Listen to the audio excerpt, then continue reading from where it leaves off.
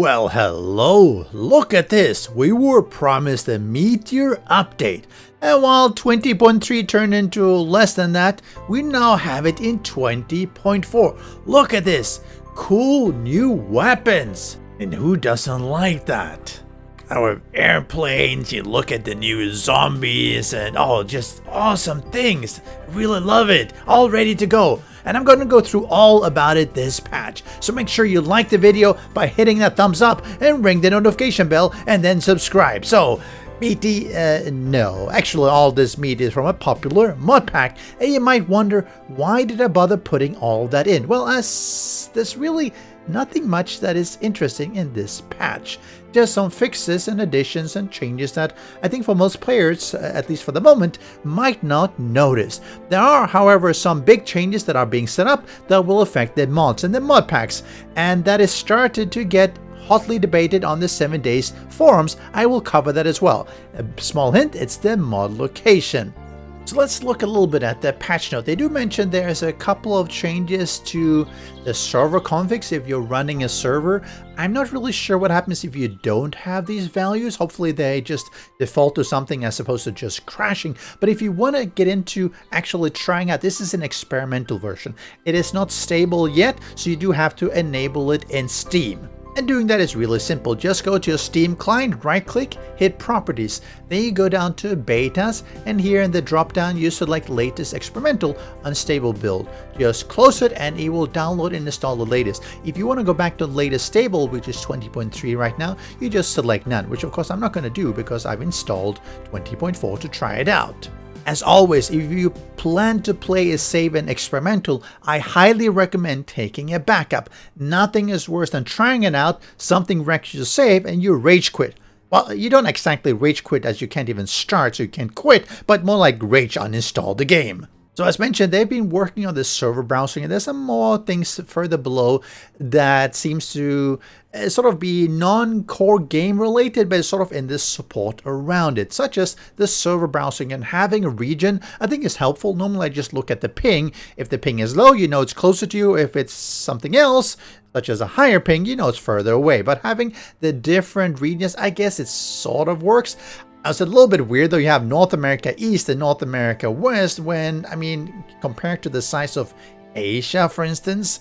Anyway, having the language I think is helpful, even though normally on the server name you can sometimes tell if it's, let's say, it's a Chinese or Korean server versus being a European English.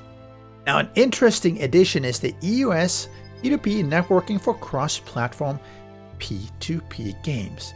Now, they do talk about cross-platform, although I'm not sure that's entirely accurate to what they're referring to, because EOS is an Epic module, which is PC. Epic doesn't exist on other platform. PC Steam is also PC, so it's the same platform. They are, however, different storefronts. What it looks more and more is the possibility that 7 Days to Die may end up in Epic storefront as well, which would be cool. If they really do mean cross-platform, it gets us into that whole thing about making PlayStation and Xbox players joining with the PC players, but those platforms don't even have the same game. You know, yes, there is a 7 Days to Die for Xbox and PlayStation, but it's effectively a different game now because it's like back Alpha 15 version, so I wouldn't even call that as being the same 7 Days to Die. So it would be really weird to call that cross-platform in that regard. It makes a lot more sense to look at it as being cross-storefront compatible, I guess. But I don't know, we will have to wait to see what the FunPims actually clarifies what they really mean about it. I really do look forward to when PC and console can play together, if that's what they end up doing. They've also made some changes to AI, destroy area, and pathing, which I suspect will to some degree help with performance, in that it will not update the path as often at further distances, which presumably just makes it more efficient. And now to what has changed, and this is where the mod bit comes in among others. You will see that the log files will be in app data, screenshots will be in app data, mods will also be in app data. You see where this is all heading? It's all going into app data. All these files will be transitioning over to be outside of the game install. Right now the mods etc. are in the game install, which is normally not really good practice, so it does make sense to bring them out. And Right now, it will dual load mods from the new location, which is of course in app data, but also from the game location, because otherwise you would break all the mods that are out there. But in the future, this will be updated further so that it will not load from the game directory itself. And this is what's causing some debate. In effect, it will cause issues with mod packs because unless further refined, it's not going to work. Right now, when you install a mod pack, let's say Darkness Falls, you will basically take a copy of vanilla game, put it in a separate directory, and install Darkness Falls over it, which will change a bunch of files. It'll add the mods, etc. But it also means that you have Darkness Falls separate. You want Undead Legacy, you do the same thing, and now you have a directory with Undead Legacy. And if you want to play one of them, you just start them and play them. You want to play vanilla, you just do that as well. But if everything is inside the app data mods folder, it means you can't have multiple installs, at least not the way it looks right now. And that's what something has been discussed on the forums with a lot of back and forth and everything, which I agree there does need to be some changes there. I think the problem with only putting it in the app data mods folder is that it does break how mods work right now. My suggestion is that if they really want to get out of the program directory, which makes sense, is to make it a game configuration as to which location, so that the mod pack could specify where the mods are, and we'll load it separately from the vanilla mods. Currently, it is actually possible to change the paths to the folders, but it's very kludgy and requires editing the Steam launch options, which is not available if you have a mod pack that is not through the Steam launcher. So it does need an easier and a portable solution that will work for all the mod packs. Still, while it makes sense to separate it, I also think this is such a big change that at the very least, they need to keep the dual loading for at least Alpha 20 and likely even into Alpha 21, unless a good solid solution is devised that will enable us to have multiple mod packs for the players in a really simple way. Maybe in 6 months or 12 months with some fine tuning and changes, I'm sure it's all going to be great and we're going to really forget about it. But right now there is some outcry out there about what's it going to break, what's not going to work after this. As to other things they have, they have some history and favorite to server storing, achievement tuning, but it's all fairly minor that you probably will not notice, at least as a big thing in the game.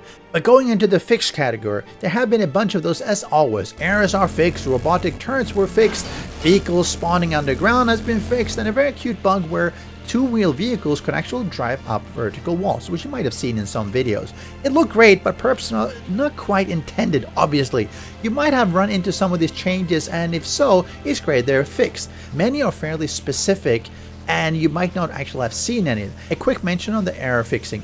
The ones that opens up the console and you get all these red spamming and everything like that. I wish that the game would just print them onto the screen and not pop open the console. Often the main issue I have with exceptions is that not that there's a problem, but it opens up and spams the control console and then you can't actually do anything. Sometimes you have to literally exit the game, quit it, kill it, because you can't do anything. And that's really, really annoying. So it would be better if it just doesn't prevent you to play just because there's an exception.